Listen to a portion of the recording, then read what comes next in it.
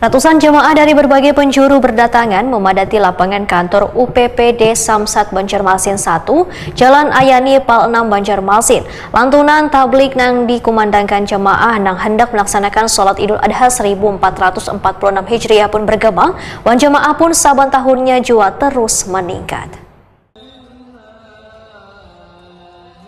Ratusan jamaah dari berbagai penjuru berdatangan memadati lapangan kantor UPPD Samsat Banjarmasin 1, Jalan Ahmad Yani Pal 6 Banjarmasin.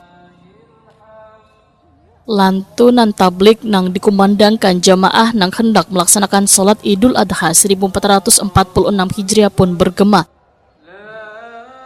Pelaksanaan sholat Idul Adha nang digelar pimpinan daerah Muhammadiyah Banjarmasin ini dimulai pukul 7:20 WITA baisukan Jumat 6 Juni 2025.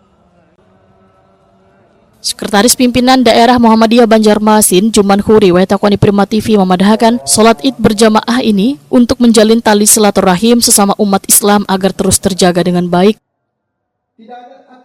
Menurut Juman Huri, jamaah nang datang untuk melaksanakan sholat Id bersama ini saban tahun terus meningkat.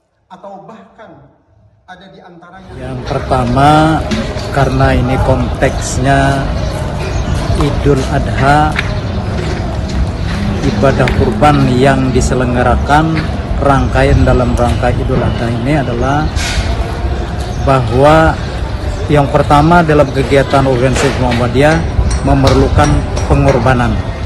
Pengorbanan dalam artian bagaimana mengelola organisasi ini, organisasi dakwah, organisasi sosial ini berjalan dengan lancar, tertib, sesuai dengan harapan berdirinya Muhammadiyah.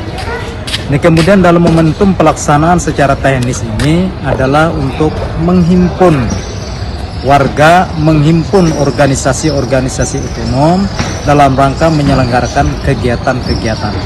Nah, kemudian dalam rangka ini juga ini memberikan semangat kepada warga Muhammadiyah untuk berkorban. Yang tadinya sudah kita sampaikan sejumlah hewan korban di dalam kota Banjarmasin ini. Ada 441 ekor sapi, 32 ekor kambing yang tersebar di 13 cabang Muhammadiyah Banjarmasin.